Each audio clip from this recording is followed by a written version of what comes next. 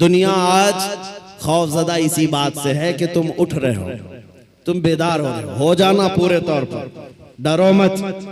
तुम्हारा नाम किसी मुजरिम कौम से जुड़ा हुआ नहीं है। भौंकने दो कुत्तों को, जितनी मर्तबा कहें आतंकवादी, जितनी मर्तबा कहें दहशतगर्द, जितनी मर्तबा टेररिस्ट, जो बोलना है बोलो।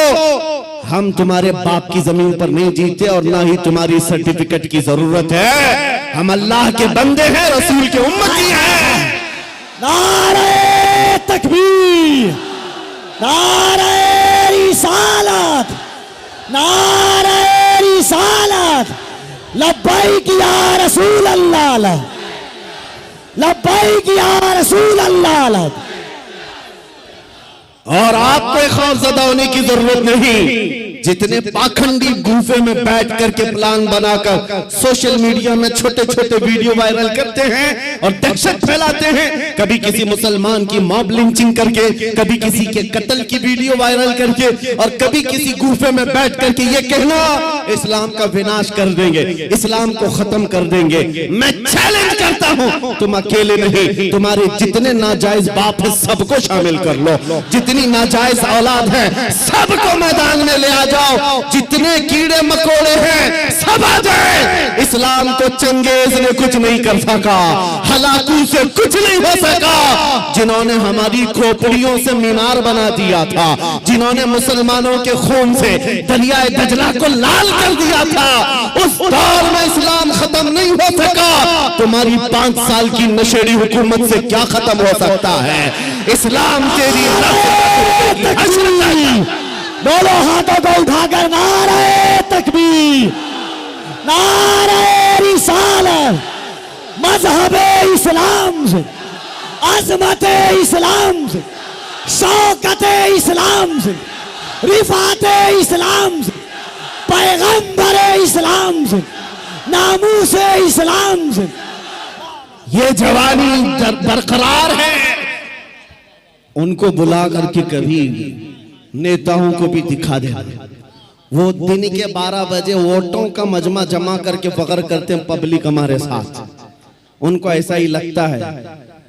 और शराब के धुत में जमा होने वाला मजमा और है, इश्क मुस्तफा में आने वाला मजमा और। 500-100 रुपये लेकर के दिन के उजाले में आना और है। तुम्हारा मजमा दिन के 12 में होता होगा, हमारा मजमा रात के 12 के बाद गर्म होता है। या आओ देखो, ये रात नहीं लगती इन दीवानों के हाथ, न रात है, बल्कि मैं तो कहता हूं सुन्नियों के हाथ कोई संडे भी नहीं आता है। जो रात मेरे नबी के नाम है वो रात हमारी ईद की रात है, वो रात हमारी ईद की रात है। जब तक ये फख्र बाकी रहेगा, मेरा यकीन है, अगर इनको लगता है हम बहुत गरज करके बोल रहे हैं, अपने मजमे में बोल रहे हैं, कल को अगर इन्हें चाहिए तो हथकड़ियां लगा ले, फांसी के फंदे पर चढ़ा ले, और मुझ जैसे एक आदमी के मर जाने या कत्ल हो जाने का नाम इस्लाम का खत्म होना नहीं है, बल्कि मैं चीखते हुए जाऊंगा जिस दिन तुम मुझे फांसी पर चढ़ाओगे। इस्लाम जिंदा होता है हर करबला के बाद।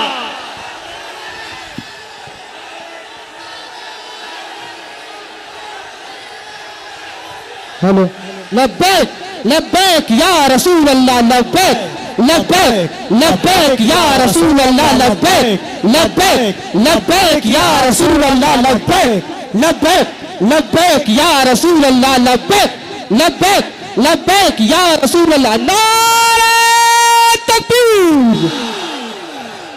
आज हुकूमत के नशे में आकर अगर कोई बार बार मेरे नबी की जात को इस्तेमाल करता है तो हमारे जज्बात बेकरार होते हैं। लोगों को ये लगता है, डिपार्टमेंट वाले बार बार ये कहते हैं मौलाना क्यों इतना एग्रेसिव हो जाते हो, क्यों इतनी भड़काऊ बातें करते हो। मैंने बार बार ये कहा है, ऐलान कहा है, जब जब गाली देने का शौक है मेरा नाम लेकर गाली दो, मेरी माँ के नाम पर, मेरे बाप के नाम पर, मेरे खानदान के नाम पर, जितना कोसना है कोस लो, लेकिन याद रखना अगर हुजूर की तरफ उंगली उठाओगे, अगर नबी की अजमत की तरफ बोलोगे, हमारे खून का आखिरी कतरा भी जिस्म में बाकी है, तुम्हारी गर्दनों पर चढ़ करके बोलेंगे, तुम्हारे सीने पर चढ़ कर बोलेंगे। और तुम ये समझते हो तख्त ताज तुम्हारे पास है, आज फौज और ताकत तुम्हारे पास है। तुम्हारे नाजायज बाप आज से 200 साल पहले अंग्रेजों की शक्ल भी यहाँ मौजूद थी। उन्होंने एक आलिम रब्बानी किफायत अली काफी को फांसी पर चढ़ाया था, एक नहीं 30,000 उलेमा को फांसी पर चढ़ाया था। तुम्हारे नाजायज बाप भी ये समझते थे हिंदुस्तान से इस्लाम खत्म हो जाएगा। अरे उनका चूरा भी यहाँ बाकी नहीं रहा, सब खत्म होकर चले गए। तुम भी अपने अंजाम का इंतजार करो, कुछ देर की खामोशी है, फिर शोर आएगा। आज कुत्तों का वक्त है, कल हमारा दौर आएगा। लब्बैक या रसूल अल्लाह, लब्बैक लब्बैक लब्बैक या रसूल अल्लाह, लब्बैक लब्बैक लब्बैक या रसूल अल्लाह, लब्बैक लब्बैक लब्बैक या रसूल अल्लाह, लब्बैक लब्बैक लब्बैक या रसूल अल्लाह, लब्बैक लब्बैक लब्बैक या रसूल अल्लाह। नारे रिसालत। लोग अगर ये पूछते हैं आपकी जज्बाती तकरीरों से होता क्या है, मैं सिर्फ इतना ही कहता हूं, क्या होता है पता नहीं, लेकिन मेरा यकीन ये कहता है मैं जज्बात में लाऊंगा। कोई बच्चा बुज़दिली से नहीं मरेगा इंशाअल्लाह, कोई नौजवान तुम्हारी जूतियां चाट करके नहीं मरेगा, तुम्हारे हाथों में फंस भी जाएगा, नबी नबी कहकर दुनिया से जाएगा। हम अपने जज्बात को जिंदा रखते हैं इसलिए कि जज्बात नहीं है तो वो नामर्द आदमी है। अगर जज्बात हुजूर के लिए जिंदा है उसी को मैं मर्द समझता हूँ, उसी को इंसान समझता हूँ। और जो बेगैरती की बात करते हैं, अरे मसलहत का भी ख्याल करो, हिकमत का भी ख्याल करो, हालात का भी ख्याल करो। ये हालात तुम्हें मुबारक, मुझे मेरे नबी की इज्जत मुबारक। अगर इन हालात में नबी की इज्जत महफूज नहीं है तो हम आजादी से घूम कर कौन से मजे उठा सकेंगे। वो सहाबा की बात तो सुनो, जब जंगे ओहद में ये बात मशहूर हो गई, हुजूर का कत्ल हो गया, सहाबा ने तलवारें छोड़ दी, हाथों से तलवारें छूट गई। इस वजह से कितने काफिरों ने सहाबा का कत्ल कर दिया, कत्ल हो गए 70 सहाबा।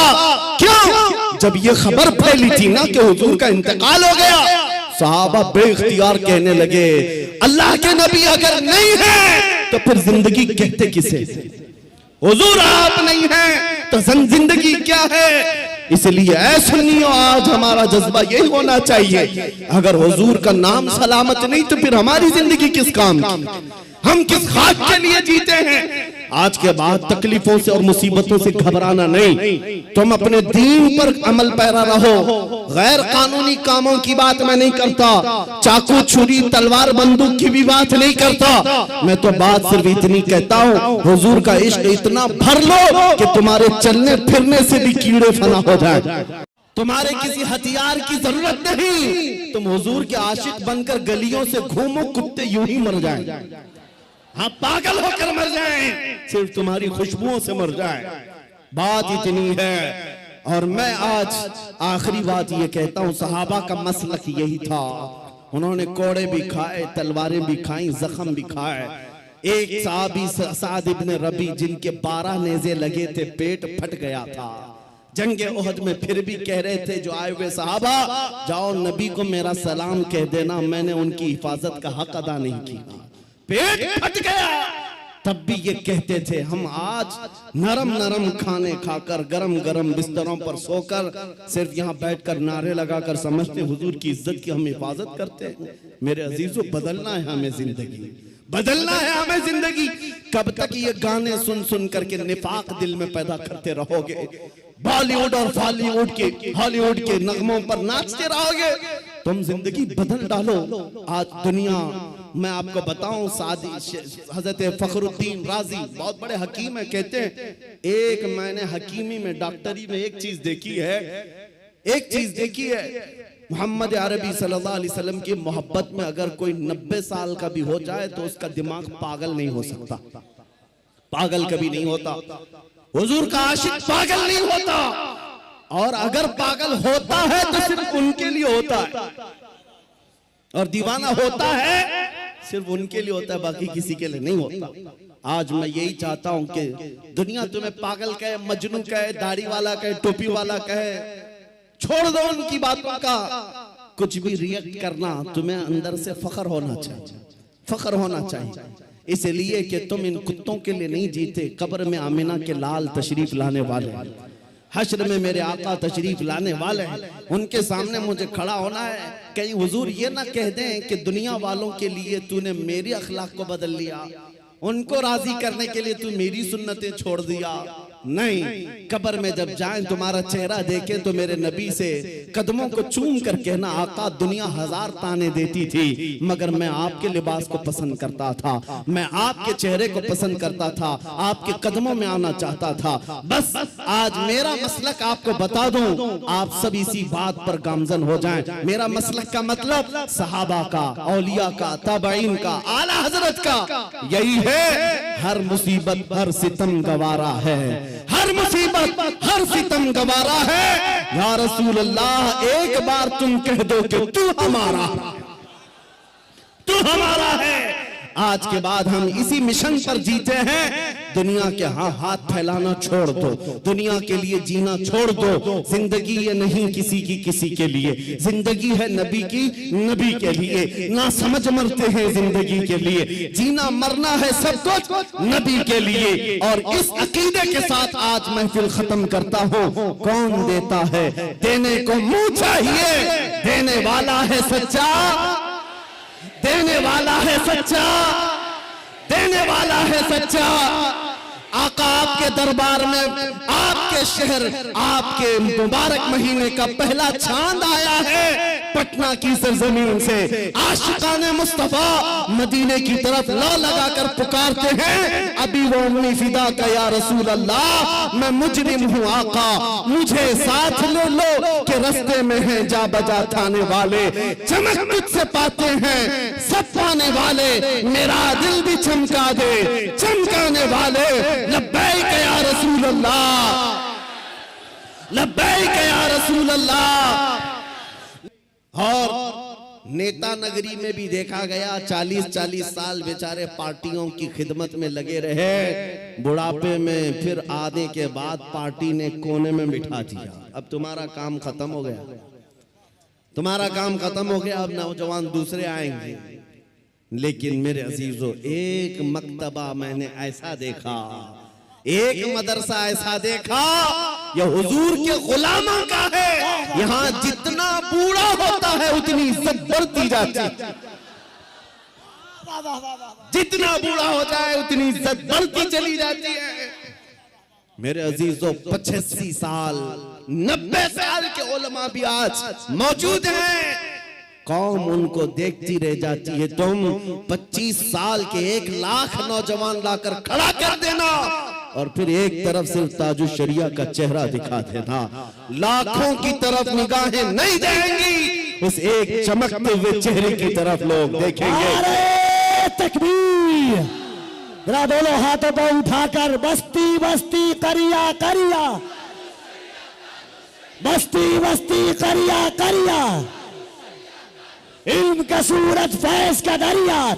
अजीजा निगरामी वकार, मैं ये बातें इसलिए अर्ज कर रहा हूं कि इन बुजुर्गों ने जो खूबसूरती हासिल की है वो पाउडर लाली के मेकअप से नहीं, मेरे मुस्तफा के कदमों से हासिल की है, नबी पाक की वाबस्तगी से मिली है। लोगों को आज ये लगता होगा, मैं आपको बताऊं, तहदीस नेमत के लिए कह रहा हूं, मैं अपनी बड़ाई अपनी फजीलत की बात नहीं कर रहा हूं। किसी को अगर ये लगता हो सोशल मीडिया की वजह से इनको बहुत ज्यादा लोग चाहने लग गए, सोशल मीडिया यूट्यूब इंस्टाग्राम सब इन्होंने फैला रखा है, इसलिए भीड़ जमा हो गई, हजारों लोग सोशल मीडिया पर हरकतें कर रहे हैं, बहुत वहां मैदान में मौजूद हैं। मगर मेरे अजीजों, ये मेरे फन का कमाल नहीं है। आज जहां जाएं परवानों का हुजूम जो मेरे सामने नजर आता है, बात सिर्फ इतनी है, जब तक के मदीने से इशारे नहीं होते,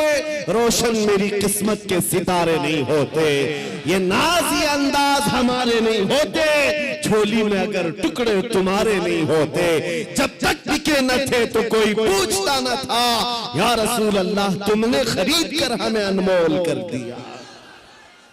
नारे तकबीर, नारे रिसालत, नाजदारे खत्मे नबूवत, नामूसे मुस्तफा, अजमते मुस्तफा, शौकते मुस्तफा। मेरा यकीन है सारा सोशल मीडिया फना हो जाए, मैं किसी पहाड़ के अंदर बैठकर मेरे नबी की बात करो, मेरा खुदा कादिर है, वो लाखों के दिलों में हमारी बात को पहुंचाएगा। ये कमाल मैं इसका नहीं समझता सोशल मीडिया के जरिए से, इंटरनेट का दौर हो। नहीं मेरे अजीजों, हुजूर की अजमत बयान करो, चाहे तुम तन्हा हो, मौला पूरी कायनात में तुम्हारे चर्चे फैला देता है। ये रब्बे जुल जलाल की शान है। इब्राहिम अलैहिस्सलाम जब मक्का मुकर्रमा से आवाज दे रहे थे तो पूरी कायनात में आपकी आवाज को अल्लाह ने पहुंचाया। रब कादिर है, जिसकी आवाज को चाहे वो पहुंचाए, लेकिन तुम्हारी लिए जिम्मेदारी आज ये है, तुम इनके उनकी जय विजय करना छोड़ दो, इधर उधर के पट्टे डालना छोड़ दो। तुम्हें दुनिया चाहे जितने भी लिबास बदल लो, दुनिया तो हुजूर के नाम से ही पहचानती, ये बात तय है। तुम जहां जाओगे हुजूर के नाम से तुम्हें पहचानती। जिस दिन तुमने नाम कहा, तुमको ये नहीं कहेंगे बिहार का है, पटना का है, फलां का है। दुनिया तुम्हें अगरचे गांव के नाम से जान जाएगी, लेकिन तुम्हारी निस्बत वो सीधे मदीने के ताजदार से जोड़ कर देखती। ये पक्की बात है। और आपको क्या इस बात पर कोई आपत्ति है कि दुनिया हुजूर की गुलामी से आपको पहचाने तो आपको ऐब लगता है? फख्र होगा कि नहीं होगा? अगर हुजूर की गुलामी से दुनिया तुम्हें पहचानने पर फख्र होगा तो मेरी बात सिर्फ इतनी सुन लो, पूरे के पूरे ही गुलाम क्यों ना हो जाए। जब गुलाम होना ही है तो पूरे क्यों ना हो जाए।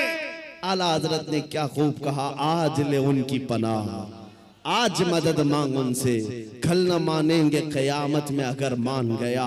उन्हें जाना उन्हें माना, न रखा गैर से काम, लिल्लाहिल हम्द मैं दुनिया से मुसलमान गया। आज मैं आपको बात बताता हूँ, इमाम गजाली रहमतुल्लाह ताला अलैह से पूछा गया, जब उम्मत पर कोई सख्त वक्त आ जाए, तवज्जो चाहता हूं, इलाज, उम्मत पर ऐसी कठिनाई आ जाए कि फितनों का उरूज हो जाए, फितने बहुत बढ़ जाएं, उम्मत मुस्तफा की शौकत पर सवाल आ जाए, ऐसे वक्त में इलाज क्या है उम्मत मुस्तफा के लिए, क्या आप हल बताते हैं? आज हमसे भी लोग पूछते हैं, इंटरव्यू में पूछते हैं, मुसलमानों के लिए हल क्या है?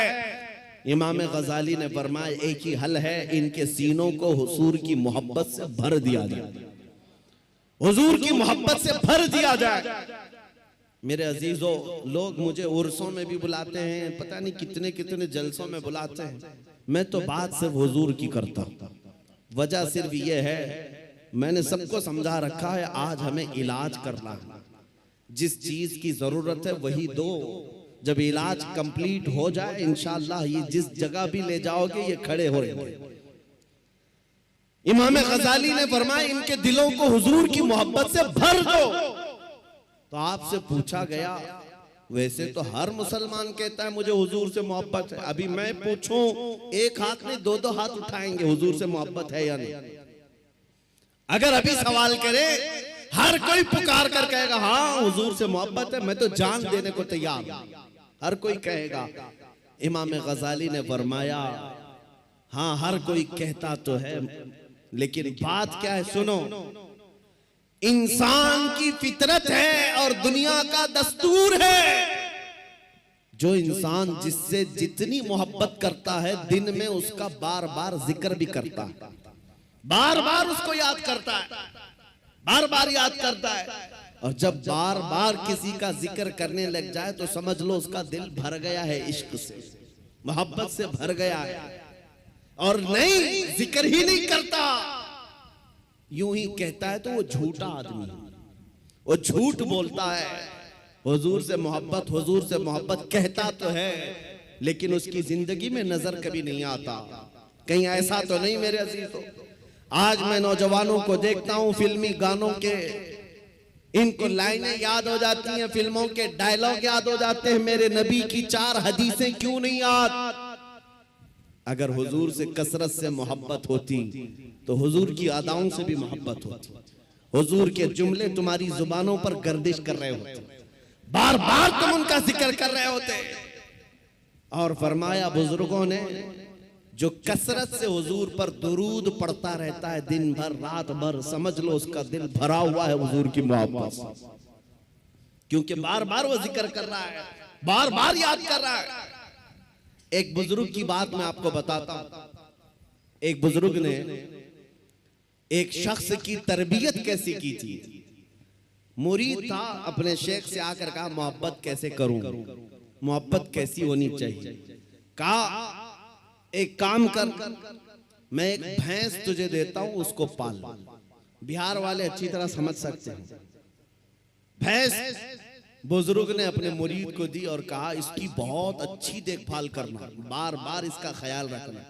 कहा ठीक है, 1 महीने के बाद आना, मुलाकात करना। 1 महीने के बाद आया। हजरत ने पूछा कैसा है, क्या हाल है? कहा मैं बहुत अच्छा हूं। तेरी भैंस कैसी है? कहा वो भी बहुत अच्छी है। तुम खाना खाए? कहा हाँ मैं खाना खा लिया। तुम्हारी भैंस? हाँ वो भी खाना खा चुकी है। जब जब जिक्र किया जाए भैंस का अच्छी तरह से जिक्र करता था। कहा 1 महीना और जाओ, 1 महीना और उस भैंस के साथ उठना बैठना लगाओ रखो। दूसरे महीने के बाद आया। बुजुर्ग ने, मुर्शिद ने पूछा क्या हाल है? कहा मैं भी अच्छा हूं, मेरी भैंस भी अच्छी। सवाल खाली सिर्फ उसका किया था, लेकिन साथ में भैंस का भी कर रहा है। कहा तू खाना खाया? कहा मैं भी खाना खा चुका, मेरी भैंस भी खा चुकी। कहा तू नहा लिया? कहा मैं भी नहाया हूं, मेरी भैंस भी नहाई। जो बात करे अपने साथ अपनी भैंस का भी जिक्र। बुजुर्ग ने कहा 1 महीने और अपनी भैंस से करीब रहे, उसके बाद फिर तीसरे महीने मुलाकात करेंगे। 3 महीने गुजर गए। 3 महीने के बाद जब वो आया तो बुजुर्ग मुर्शिद ने पूछा क्या हाल है? कहा मेरी भैंस बहुत अच्छी। अब जुमला बदल गया। अभी खैरियत इसकी पूछी जा रही है, जवाब ये अपनी भैंस का दे रहा है। पूछा बुजुर्ग ने खाना खा चुका? कहा मेरी भैंस तो खा चुकी। तू नहाया? कहा मेरी भैंस तो नहा चुकी। मेरे अजीजों, ये मिसाल बिला तशबीह बिला तमसील। उस बुजुर्ग ने कहा मोहब्बत ऐसी होनी चाहिए, जब इंसान को पूछा जाए तो अपने आप को भूल जाए, अपने महबूब का जिक्र करने लग जाए।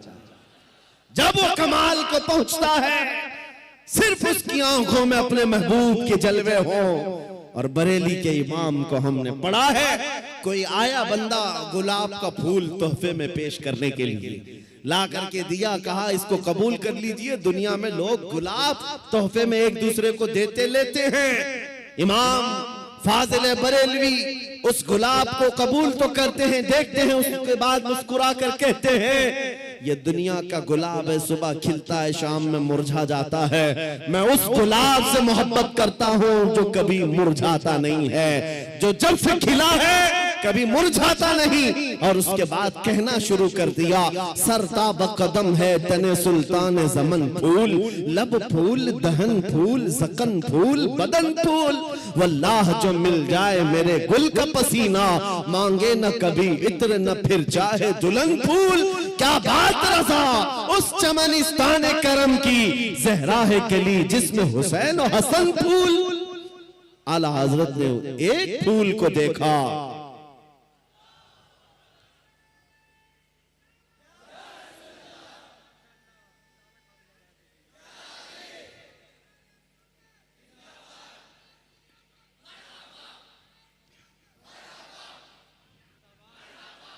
हुजूर पाक सल्लल्लाहु ताला अलैहि वसल्लम का जिक्र आया।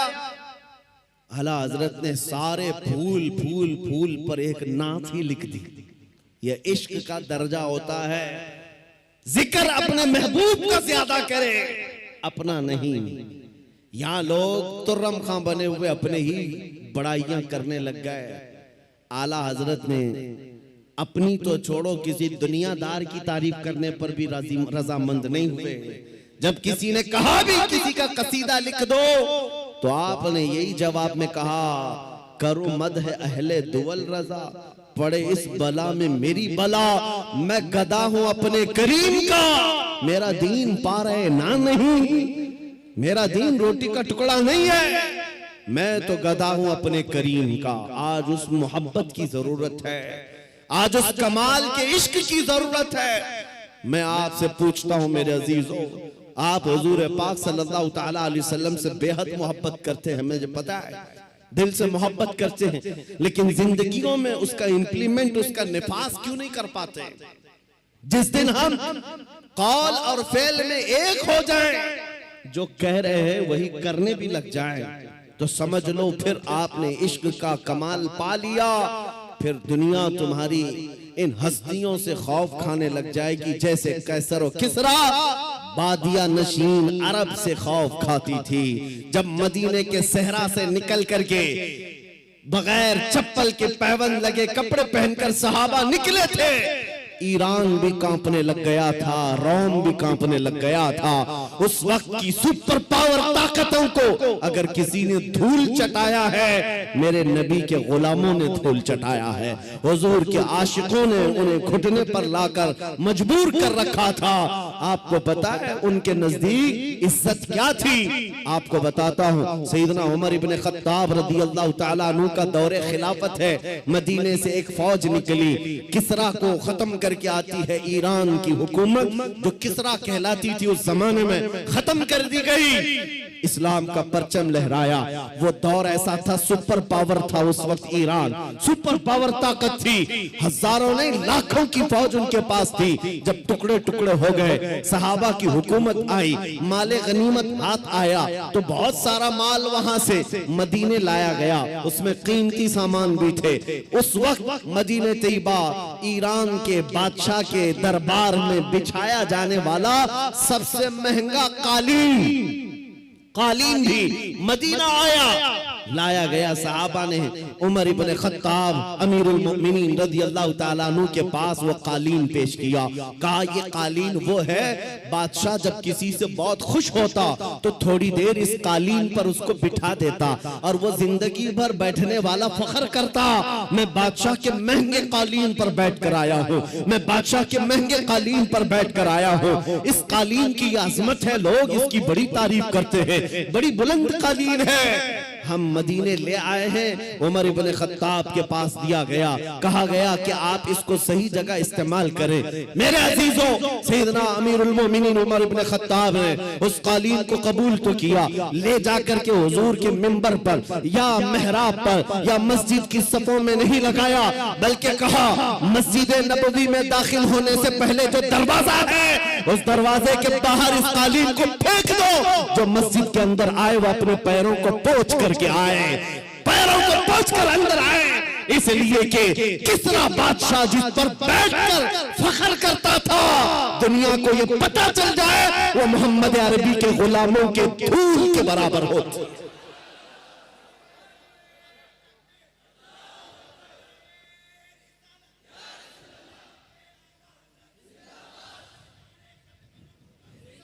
उन्होंने इज्जत तख्त और ताज में नहीं ढूंढी, मेरे नबी पाक की निस्बत में इज्जत ढूंढी। आपको पता है एक साहबी हजरत नौमान एक बादशाह के यहाँ गए थे, तवज्जो, बादशाह के यहाँ मेहमान बुलाए गए थे, कासिद बनकर गए। बादशाह ने उनके आने पर कालीन बिछाया रेशम का और कुर्सी बिछाई सोने की कलई की हुई कि मोहम्मद अरबी का कासिद आ रहा है, एम्बेसडर आ रहा है, तर्जुमान है। लेकिन जैसे ही हजरत नौमान पहुंचे, वो कालीन को आपने तलवार से फाड़ दिया और निकाल दिया, जमीन पर चले। फिर जब कुर्सी के पास आए, देखा सोने की कुर्सी है, पांव से धक्का मारकर गिराया और कहा मुझे सादी कुर्सी लाओ, दूसरी। बादशाह ने कहा ये इतना गुरूर है, मोहम्मद अरबी सल्लल्लाहु अलैहि वसल्लम के गुलामों में इतना एटीट्यूड। उस सहाबी ने कहा ये गुरूर और तकब्बुर नहीं है, मैं मेरे नबी का गुलाम, मेरे मुस्तफा का गुलाम। मेरे नबी की शरीयत में मर्दों के लिए रेशम भी हराम है, सोना भी हराम। मर्दों के लिए रेशम का इस्तेमाल हराम है और सोने का इस्तेमाल, गोल्ड का इस्तेमाल हराम है। बादशाह से उन्होंने कहा तू सारी दुनिया की कुर्सियों को सोने की बनाकर लाकर रख दे, तब भी नबी का गुलाम सबको ठोकर मारेगा, अपने नबी की शरीयत को गले लगाएगा। उसी गुलाम की आवाज थी, उसी नबी के गुलामों की आवाज थी जो आज मैं मैसेज में कहना चाहता हूं। नौजवानों, फख्र करना हो तो अपने नबी की निस्बत पर फख्र करो। दुनिया अगर आज तुम्हें मुसलमान कहती है तो दाढ़ी मुंडाकर, टोपी छुपाकर, लोगों में छुपने की कोशिश करके सेकुलर बनने की कोशिश मत करना। दुनिया पहचानती है तो और पहचान बढ़ाओ। किसी ने मुझसे पूछा था क्या इस जमाने में दाढ़ी रखना अब भी वाजिब है? मैंने कहा अब के जमाने में तो और भी बड़ा वाजिब है। आज आला हजरत हर जगह क्यों किया जाता है? उसकी वजह यह है, जिंदगी भर आला हजरत ने अपने खानदान के कसीदे नहीं पढ़े। जब जब आला हजरत ने कलम उठाया है तो बारगाह मुस्तफा की मदह सराई की है। जब जब कलम उठाया है मेरे आका की शान में लिखा, सरवर कहूं कि मालिक व मौला कहूं तुझे, बाग़े खलील का गुले ज़ेबा कहूं तुझे। 100 साल गुजर जाने के बाद भी उनके कलाम पढ़ने से मुरझाए हुए दिलों में जिंदगी आ जाती है। यहाँ मुरझाई हुई कलियां खिल जाती हैं। आला हजरत का उसूल मैं आपको बता देता हूँ। आला हजरत जिस उसूल पर चल रहे थे वो उसूल ये था रसूल पाक के सिलसिले में कि उनकी बात करो हर दिल पे राज करो, उनकी बात करो हर दिल पे राज करो। ये बहुत अजीम फार्मूला मैं आपको बता रहा हूँ। हुजूर की बात करो, फिर देखना दुनिया तुम्हें कभी फरामोश नहीं करती और ना ही तुम्हारे मकाम और मनसब को कोई दूसरा धक्का लगा सकेगा। हुजूर की बात करो। आज हमारे दरमियान इख्तिलाफात ने जो जन्म लिया है उसकी एक असल वजह यह भी नजर आती है कि हम असल को छोड़कर फरा में लग गए। हम जगह जगह छोटी छोटी जमातें बनाकर, छोटे छोटे हलके बनाकर उसके प्रचार में लग गए, जबकि हमें चाहिए कि हमारी सारी एनर्जी बादशाह आजम की तारीफ में खर्च हो, हुजूर अकरम सल्लल्लाहु ताला अलैहि वसल्लम के लिए वक्फ हो जाओ। इसलिए कि आला हज़रत इमाम अहले सुन्नत को हमने देखा, पूरी जिंदगी देखो। आपसे किसी ने पूछा अगर आपका तारुफ क्या है, आपका इंट्रोडक्शन क्या है, उन्होंने अपने बाप दादा परदादा के नामों को गिनाते हुए नहीं कहा मैं फलां फलां फलां फलां का बेटा हूं, बल्कि अपने तारुफ में कहा है उस गली का गधा हूं मैं जिसमें मांगते ताजदार फिरते हैं, वो सुए लालाजार फिरते हैं, तेरे दिन ए बहार फिरते हैं, ए रजा जाने आना दिल तेरे नगमों पे निसार, बुलबुले बाग मदीना तेरा कहना क्या है। उन्होंने दुनिया को अगर तारुफ कराया है तो नबी के वास्ते से कराया है। आपको बताता हूं उनका मकाम ये था इश्क रसूल में फना होने का। मेरे मुर्शिद गिरामी हुजूर ताजुश शरिया रहमतुल्लाह तआला अलैह एक शेर की तशरीह करते हुए फरमाते हैं, आला हज़रत ने एक हमद लिखी है, वही रब है जिसने तुझको हमतन करम बनाया, हमें भीख मांगने को तेरा आस्था बताया। इस हमद के आखिर में आला हज़रत ने एक शेर लिखा है, अरे ऐ खुदा के बंदो कोई मेरे दिल को ढूंढो, अभी पास था यही तो अभी क्या हुआ खुदाया। दिल किसको कहते हैं मैं आपको बता रहा हूं। जिंदगी हम सबके पास है, हम किसके लिए जी रहे हैं, हम क्या करने के लिए जी रहे हैं, या आज हमें महसूस करना है।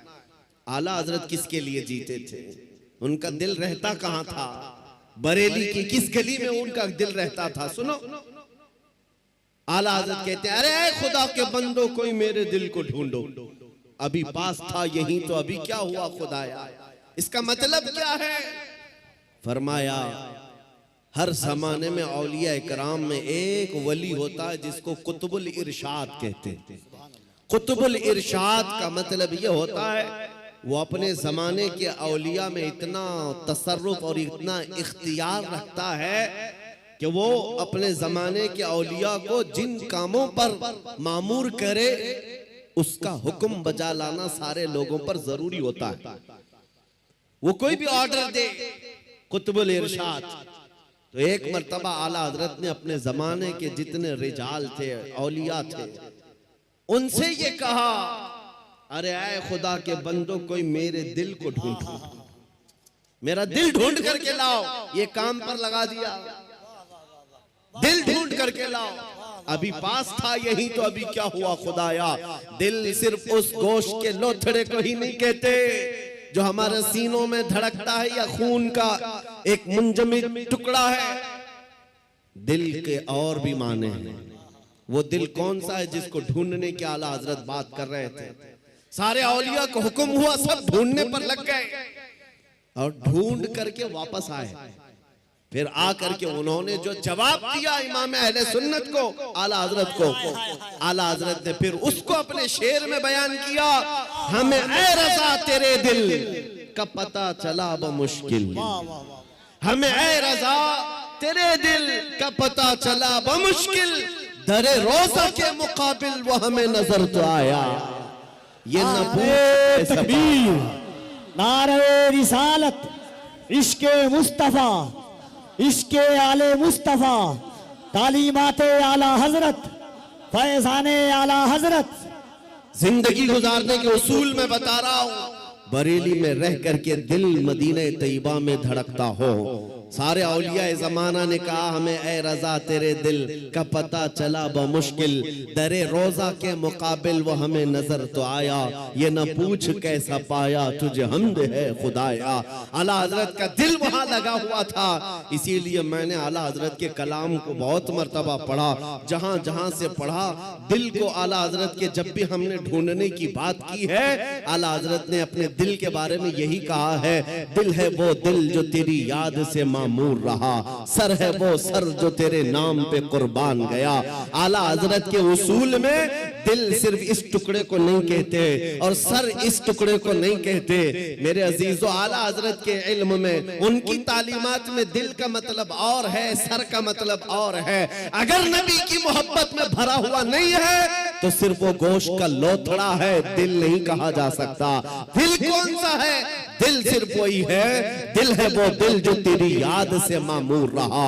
और सर किसको कहते हैं? ये अगर दोनों कंधों के ऊपर एक कद्दू का टुकड़ा है, अगर हुजूर के नाम पर कुर्बान होने को तैयार नहीं है, हाँ अगर हुजूर के नाम पर मर मिटता है तो आला हजरत कहते हैं सर है वो सर जो तेरे नाम पे कुर्बान गया। आला हजरत के दिल को हमने उनके कलाम में ढूंढा है। वो कहते हैं कहाँ है? जानो दिल होशो खिरत सब तो मदीने पहुंचे, जानो दिल होशो खिरत सब तो मदीने पहुंचे। अरे तुम नहीं चलते रज़ा सारा तो सामान गया। उनका अपने पास कुछ नहीं था। बरेली में वो कहते हैं जान भी चली गई, दिल भी चला गया, होश भी गया, खिरत भी गया, सब मदीने पहुंचे। तुम नहीं चलते रज़ा सारा तो सामान गया। और फिर उनसे पूछा गया जान है क्या आपकी? जान किसको कहते हो आप? कहते हैं जान है इश्क़ मुस्तफा, रोज वज़ू करे खुदा, जिसको हो दर्द का मजा नाज़े दवा उठाए क्यों, फिर के गली गली तबाह ठोकरे सबकी खाए क्यों, दिल को जो अक्ल दे खुदा तेरी गली से जाए क्यों। मेरे अजीजों, आला हज़रत फरमाते हैं यूं तो सब उन्हीं का है, पर दिल की अगर पूछो, आला हज़रत फरमाते हैं यूं तो सब उन्हीं का है, पर दिल की अगर पूछो ये टूटे हुए दिल ही खास उनकी कमाई है। हुजूर का है ये सब, हुजूर का है, अपने दिल का है उन्हीं से आराम।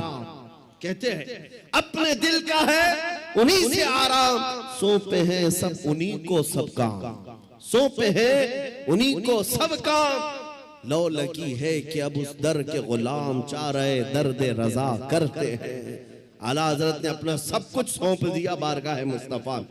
आज इस जलसे पाक में मैं आपके सामने उनका जिक्र सिर्फ इसलिए कर रहा हूं कि मशरिक से लेकर मगरिब तक, शुमाल से लेकर जुनूब तक कोई खित्ता बचा नहीं है जहां से बच्चा बुच्चा पुकार करके न कहता हो डाल दी कल्ब में अजमत मुस्तफा। सैयदी आला हजरत पे लाखों सलाम। क्यों 100 साल के बाद भी बच्चा बच्चा पुकार रहा है? वही आज मैं तुम्हें फार्मूला बताना चाहता हूं। उस आला हजरत के मिशन पर चलना, उस मसलक का मतलब, उस मसलक का नाम ही ये है, अपनी मर्जी से जीने का नाम जिंदगी नहीं है। हुजूर जैसा चाहे वैसे जीने का नाम जिंदगी है। आपको मैं बताता हूं औलिया इकराम की जिंदगी में तसव्वुफ में एक तालीम होती है। हजरत जुनैद बगदादी की तालीमात मैंने पढ़ा है, सिर्फ औलिया कराम की जो इबादतें हैं, तस्बीह घुमाना, लंबे क़याम, लंबे सजदे, सिर्फ यही इबादत के तरीके नहीं हैं। एक इबादत का तरीका है जिसको औलिया कराम कहते हैं मुराकबा।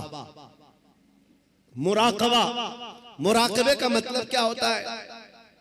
सुनो, बहुत आसान है, आप सब कर सकते हो। अगर मैं आपसे कहूं आज 1000 बार सुभान अल्लाह पढ़ो, 1000 बार अल्हम्दुलिल्लाह, आप कहेंगे बहुत लंबा हो जाएगा। लंबा क़याम करना कुछ लोगों के लिए भारी, लंबा रुकू करना, लंबा सजदा करना इबादतें कुछ लोगों को लगती हूं। मुराकबा बहुत आसान लेकिन बहुत ही तेज असर। औलिया कराम फरमाते हैं जिसका मुराकबा मुकम्मल हो गया वो अल्लाह का वली बन गया। मुराकबा होता क्या है? सुनो, मुराकबा होता क्या है? सिर्फ ये है कि आंख बंद करके थोड़ी देर खामोश बैठना, कुछ नहीं करना, कुछ पढ़ना नहीं है, कुछ पढ़ना नहीं है, खामोश बैठना है। कितनी देर? तुम्हारी मर्जी, 5 मिनट, 10 मिनट, आधा घंटा, 1 घंटा, किसी से बात ना करो, खामोश एक जगह बैठ जाओ। करना क्या है खामोश बैठ करके? सोचना क्या है? हाँ, ये असल है। सैयदना जुनैद बगदादी फरमाते हैं मुराकबा करने वाले को कुछ और नहीं सोचना है, बस आंख बंद करके इतना सोचना है कि अल्लाह ने मुझे क्यों पैदा किया, मैं यहां क्यों आया इस दुनिया में, बस इतना ही सोचना है, इतना ही सोचना है। बार बार सोचता रहे, बार बार सोचता रहे। ऐ नौजवानों, ये मुराकबा आज तुम्हारी बहुत सारी बीमारियों का इलाज है। सोचना कभी आंख बंद करके, क्या मैं इसलिए आया रात भर इंटरनेट पर गेम खेलने के लिए अल्लाह ने मुझे पैदा किया?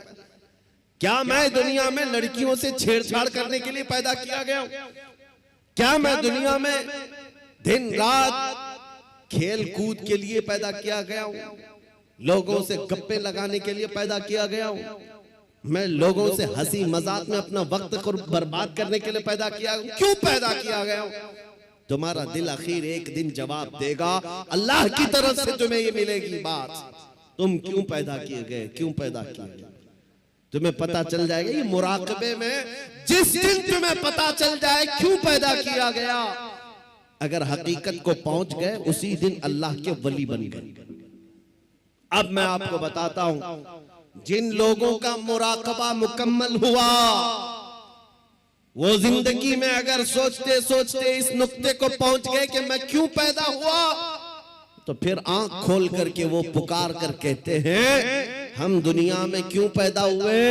नतीजा निकला दहन में जुबान तुम्हारे लिए, बदन में है जान तुम्हारे लिए। या रसूल अल्लाह, हम आए यहां तुम्हारे लिए, उठे भी वहां, हम अपने लिए नहीं आए, आका आपके लिए आए। मुराकबे में जो इस नुक्ते को पहुंच गया, बरेली का इमाम पुकार कर कहने लगा मुझे अल्लाह ने खेल कूद के लिए नहीं बनाया, मुझे अल्लाह ने सिर्फ बाजारों की जीनत के लिए नहीं बनाया, मुझे अल्लाह ने जिंदगी अपनी मर्जी से गुजारने के लिए नहीं बनाया।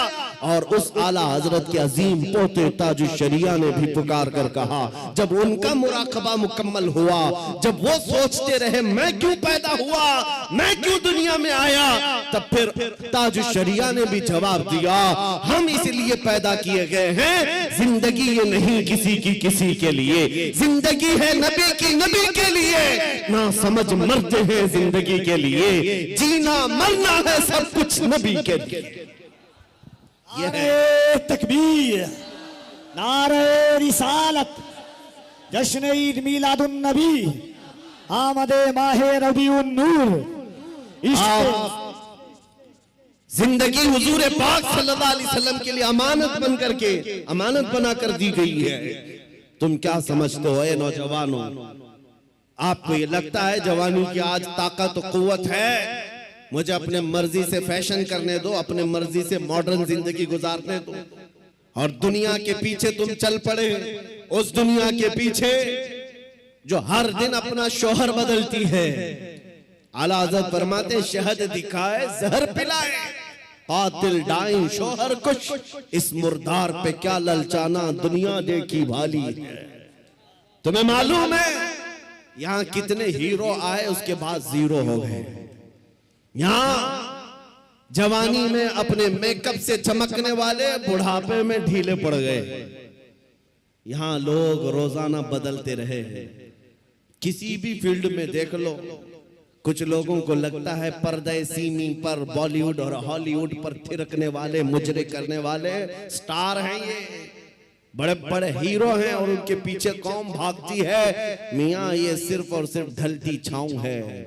थोड़े दिनों के बाद इनके चेहरे का गाजा उड़ गया तो यही कौम दूसरा हीरो ढूंढती है।